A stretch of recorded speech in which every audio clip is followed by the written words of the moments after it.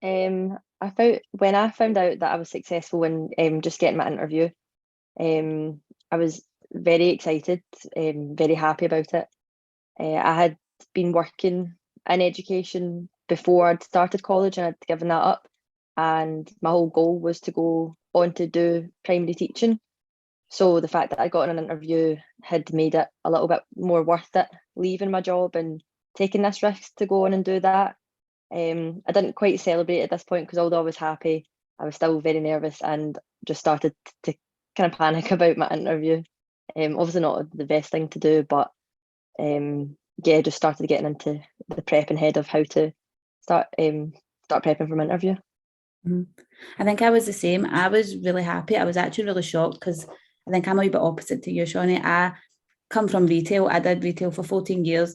And I think going into even just doing the swap course was a big step in itself to then find out how can I limited the places are at university for primary teaching. It was like I had no experience with children other than my own, which obviously to universities doesn't count. So it was like, I think I was more shocked that I actually got an interview given I didn't have any experience and stuff. And pretty much the same, I didn't celebrate. I think I was happy and shocked that it was that you've still got a long way to go. So as much as you got an interview, but you know you've still got that whole interview to do. So it was a wee bit kind of getting ready for that. So I think it was the same. I didn't really celebrate. I was just kind of keeping it to myself for a wee bit.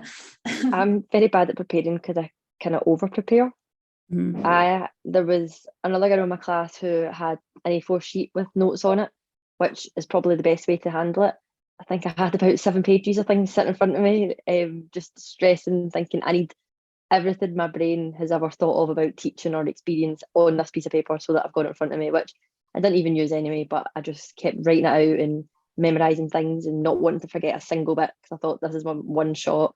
But I definitely think writing prompts to have in front of you for different things. We had mock interviews, which I thought was a great thing to have because we knew we had 20 minutes for the real interview. So for our mocks, we'd done 20 minutes. And after that, we'd seen how well we'd done, if we were under, if we were over, and what to work on. So I think for anyone going on to do interviews for a university, a mock interview is very essential to start with because I thought mine went quite good, but I definitely went away with things to add on. And I think that's what helped me get more confident for my real interview and helped me to gain a place.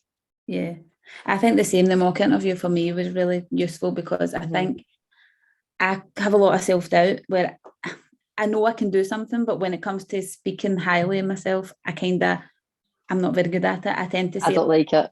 Yeah, I'm like, oh, I think I can do this. And it was the same. I was told, no, you tell them what you have and you don't say the word I don't, or like, so I think that was good for me because I had that stuck in my head just before the interview, don't do this, and kind of what to do instead. So that did really help me. I was the same. I had a sheet of paper, but I feel like if I write stuff down, I've got a bad habit of keep looking, like reading and looking up. So I try to write wee notes and like just wee words, but most of the time I think it's best just to answer it as they ask you, because then you can be more honest rather than feeling like, or they might think, oh, you're just reading off a piece of paper, not being yourself. So it's just a conversation at the end of the day. It's just an informal chat. No, the best way to have it. I think the same.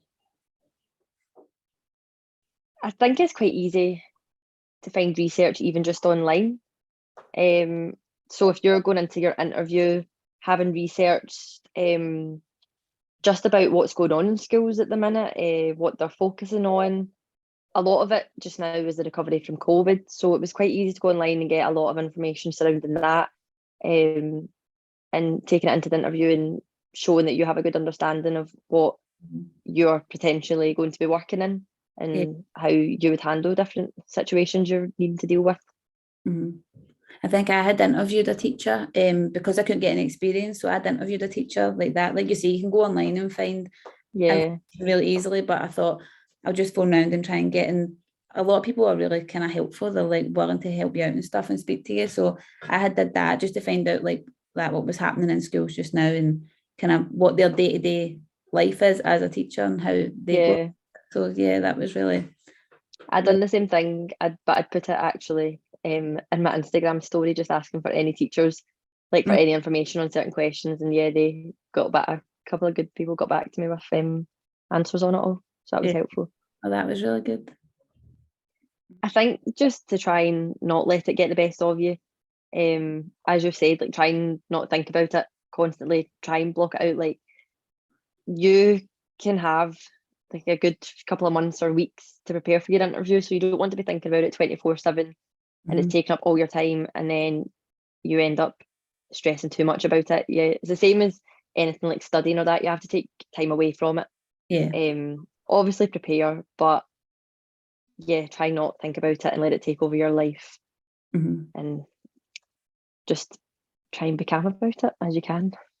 That's what I think, just kind of being yourself and just reminding yourself that everyone is just people at the end of the day. Like, outside of that scenario, they're just another person that goes home to their house, and that's the way I try and take interviews. Like, I try not to think, oh, they're big scary people, and everyone's just the same at the end of the day. So you're just having to just be yourself and just show them what you can give them and show them what you can bring, and just hope that that's kind of what they're looking for. I think if you want something enough, then it's going to come across how much you want it. Yeah.